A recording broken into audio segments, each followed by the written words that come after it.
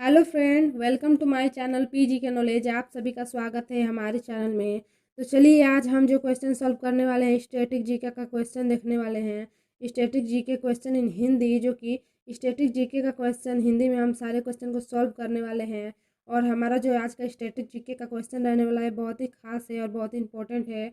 और वीडियो को एंड तक आप लोग देखिएगा, जो कि आज का क्वेश्चन बहुत ही इंपॉर्टेंट है कोई भी पेपर के लिए, यूपीएसआई या अगर आप आरओ का भी फॉर्म डाले हैं तो आरओ के लिए, यूपीपीसीएस और एसएससी या यूपी की हर एक लेवल के क्वेश्चन के लिए, हर एक लेवल का यह क्वेश्चन को कवर करा जाएगा। तो चलिए क्वेश्चन स्टार्ट कर लेते हैं। और उससे पहले अगर आप सभी लोग हमारे चैनल को सब्सक्राइब नहीं किए हैं तो हमारे चैनल को सब्सक्राइब कर लीजिए और साइड में एक छोटा सा बेल आइकन होगा, उसको भी प्रेस कर लीजिए। तो चलिए हम क्वेश्चन स्टार्ट करते हैं। तो आज का सबसे पहला क्वेश्चन है, गौतम बुद्ध का बचपन का नाम क्या था? तो गौतम बुद्ध का बचपन का नाम क्या था? सिद्धार्थ था। क्या था? तो गौतम बुद्ध के बचपन का नाम सिद्धार्थ था। और अगला है, भारत में सशस्त्र बलों का सर्वोच्च सेनापति कौन होता है? तो राष्ट्रपति होता है। कौन होता है? तो भारत में सशस्त्र बलों के सर्वोच्च सेनापति राष्ट्रपति होता है। अगला क्वेश्चन है, रतौंधी किस विटामिन की कमी से होती है? तो जो रतौंधी बीमारी होती है वो कौन सी विटामिन की कमी से हो जाती है? तो विटामिन ए की कमी से रतौंधी बीमारी होती है, विटामिन ए की कमी से। और अगला है, पोगल किस राज्य का त्यौहार है? तो जो पोगल है वो किस राज्य का त्यौहार है? तो वह तमिलनाडु का है। पोगल त्यौहार तमिलनाडु में मनाया जाता है। और अगला है, गिद्धा और भगड़ा किस राज्य के लोक नृत्य है? तो गिद्धा और भगड़ा यह पंजाब के हैं। तो कहाँ के हैं? पंजाब के हैं। और अगला है, टेलीविज़न का आविष्कार किसने किया? तो टेलीविज़न का जो आविष्कार था जॉन लोगी बियर्ड ने किया था। किसने? तो जॉन लोगी बियर्ड ने टेलीविज़न का आविष्कार किया था। अगला क्वेश्चन है, भारत की पहली महिला शासिका कौन थी? तो भारत की पहली महिला शासिका जो कि रजिया सुल्तान थी। रजिया सुल्तान भारत की पहली महिला शासिका थी। अगला क्वेश्चन है, मछली किसकी सहायता से सांस लेती है? तो मछली गलफड़े के सहायता से सांस लेती है। गलफड़ों की सहायता से मछली सांस लेती हैं। और अगला है, इनकलाब जिंदाबाद का नारा किसने दिया? तो इनकलाब जिंदाबाद का नारा भगत सिंह ने दिया था। इनकलाब जिंदाबाद का नारा भगत सिंह ने दिया था।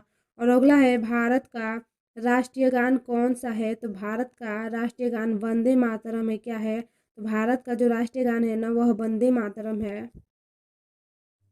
अगला क्वेश्चन है, दिल्ली सल्तनत राज्य का विस्तार किस शासक के समय में सबसे अधिक था? तो वह मोहम्मद बिन तुगलक के शासनकाल में था। मोहम्मद बिन तुगलक के शासनकाल में दिल्ली सल्तनत राज्य का विस्तार जो कि शासक के समय सबसे अधिक था वह मोहम्मद बिन तुगलक के समय था। और अगला है, किस मुगल शासक के समय जो कि मुगल साम्राज्य का विस्तार सबसे अधिक हुआ था? तो औरंगजेब के समय में यह जो मुगल शासक के जो कि सम्राट का विस्तार हुआ था तो औरंगजेब के समय हुआ था। औरंगजेब ने औरंगाबाद शहर भी बसाया हुआ था। और अगला है, भारत का राष्ट्रीय गान किसने लिखा है? तो जो भारत का राष्ट्रीय गान है ना वह बंकिम चंद्र चटर्जी ने लिखा हुआ है। बंकिम चंद्र चटर्जी ने लिखा है। और अगला क्वेश्चन है, महात्मा गांधी को राष्ट्रीय पिता सबसे पहले किसने कहा? तो जो महात्मा गांधी को सबसे पहले राष्ट्रीय पिता नेताजी सुभाष चंद्र बोस जी ने कहा था। नेताजी सुभाष चंद्र बोस ने महात्मा गांधी को सबसे पहले राष्ट्रीय पिता कह के संबोधित किया था। अगला क्वेश्चन है, हमारा राष्ट्रीय पंचांग कौन सा है? तो हमारा जो राष्ट्रीय पंचांग है वह शक संवत है। क्या है? तो शक संवत है राष्ट्रीय पंचांग। और अगला है, राष्ट्रीय गान गाने की अवधि कितनी है? तो राष्ट्रीय गान गाने की अवधि कितनी है? तो 52 सेकेंड है। 52 सेकेंड में राष्ट्रीय गान गाया जा सकता है। और अगला है, रेडियो एक्टिवता किस खोज किसने की थी? तो जो रेडियो एक्टिवता है इसकी खोज हेनरी बेकरल ने किया था। किसने? हेनरी बेकरल ने किया था। और अगला क्वेश्चन है, पेस मेकर का संबंध शरीर के किस अंग से है? तो जो पेस मेकर है यह हृदय से संबंधित है। हृदय से पेस मेकर का संबंध है। अगला क्वेश्चन है, मानव शरीर की किस ग्रंथि को मास्टर ग्रंथि कहा जाता है? तो पीयूष ग्रंथि को कहा जाता है। किसको कहा जाता है? तो पीयूष ग्रंथि को कहा जाता है। मास्टर ग्रंथि। और अगला है कार्बन का सर्वाधिक शुद्ध रूप कौन सा है? तो कार्बन का सर्वाधिक शुद्ध रूप हीरा है। और नेक्स्ट क्वेश्चन है एक्सरे का आविष्कार किसने किया था? तो एक्सरे का आविष्कार रांटजन ने किया था। किसने? रांटजन ने किया था एक्सरे का आविष्कार। और अगला क्वेश्चन है किस धातु का प्रयोग मानव द्वारा सबसे पहले किया जाता है? तो सबसे पहले जो मानव द्वारा धातु का प्रयोग किया गया था तो वह तांबा का किया गया था सबसे पहले।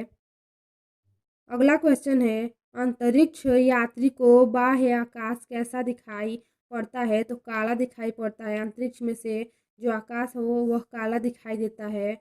और अगला है दूरबीन का आविष्कार किसने किया था? तो दूरबीन का आविष्कार गैलीलियो ने किया था। जो कि दूरबीन का आविष्कार गैलीलियो ने किया था। और अगला है दिल्ली स्थित महात्मा गांधी की समाधि क्या नाम है? तो समाधि का क्या नाम है? तो राजघाट है। जो दिल्ली में स्थित महात्मा गांधी का जो समाधि है उसे राजघाट कहा जाता है।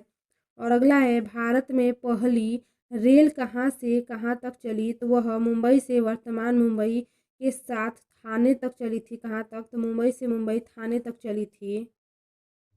अगला क्वेश्चन है भारत में पहली बार मेट्रो रेल सेवा किस नगर में आरंभ की गई? तो वह कोलकाता में की गई। कहाँ की गई? कोलकाता में।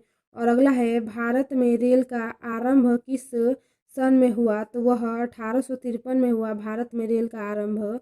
और अगला है प्रथम भारतीय अंतरिक्ष यात्री कौन थे? तो वह स्क्वाड्रन और लीडर राकेश शर्मा जो कि यह 1984 में इन्होंने यह किए थे। और अगला है हजारा राम मंदिर जो कि हजारा राम मंदिर किस विजयनगर शासक के काल में बना था?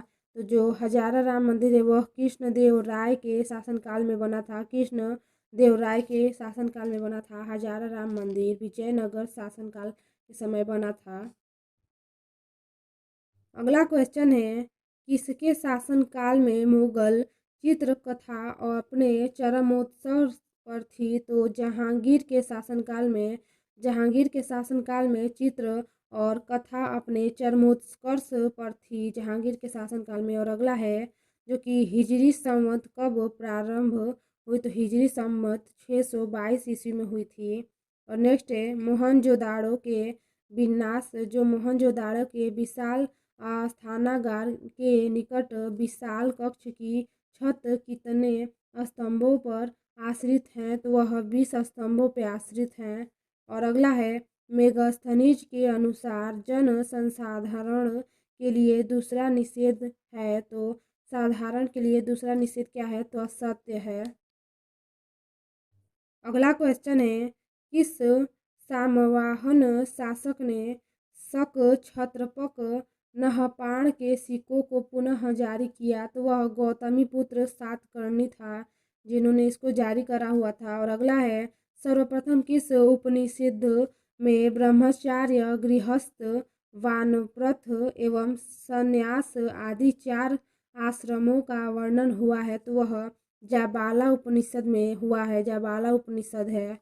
और अगला है संगम काल के किस साहित्य के संगमकालीन चित्रकला के विकास की जानकारी मिलती है? तो वह मणि मैखेल से है। मणि मैखेल से। और अगला है अगला क्वेश्चन है अकबर ने दस्तूर उल अमल की घोषणा कब की थी? तो 1582 में की थी। दस्तूर उल अमल की घोषणा की थी 1582 ईस्वी में। अगला क्वेश्चन है शाहजादे के रूप में शाहजहां का क्या नाम था? तो खुर्राम था। क्या था? तो खुर्राम था। और अगला है तुर्कों द्वारा प्रथम बार वास्तविक 4 का प्रयोग किस मकबरा में किया गया था? तो वह बलवन के मकबरों में किया गया था। और नेक्स्ट क्वेश्चन है ऋग्वेद का छठा मंडल किस ऋषि को समर्पित है? तो भारद्वाज ऋषि है। कौन है? तो भारद्वाज ऋषि के द्वारा है।